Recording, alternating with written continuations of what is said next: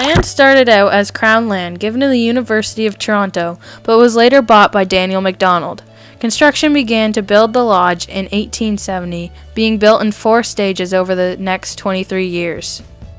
The lodge was built to attract tourists to the area, as the beautiful dunes and beaches were close by. There were many recreational features at the lodge, some being a bowling alley, a merry-go-round, an ice cream and lemonade parlor, a 4-hole golf course, and the most popular, the dance hall. Dance halls were built over the duration of Lakeshore Lodge's business. The first dance hall burned down, resulting in another dance hall being built. The second dance hall suffered the same fate, burning down. This resulted in the final dance hall being completed in 1962. Originally, many of the customers arrived by train or boat. The lodge's horse and carriage would then pick them up from the train station or the Picton Harbour and bring them to the lodge. In later years, however, people would travel to the lodge in their own automobiles. Why was the lodge so successful? Well, they say location. They advertise themselves as the world's finest hotel, overlooking the finest, or the world's grandest hotel, overlooking the finest hills, sand hills in the world.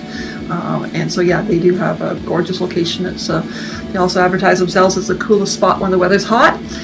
So there's always a nice breeze blowing in there, and so it's just a gorgeous place for people to go in the summer. In 1971, the lodge was purchased by the National Canadian Resource. The lodge was then shut down the following year due to the poor building state. The lodge was boarded up, leaving it abandoned and susceptible to vandalism. In the early 1970s, electrical wiring and plumbing codes had changed drastically. There were lead pipes and asbestos in the walls. It would have been extremely expensive to modify the building. The reasons it just, it became difficult to maintain.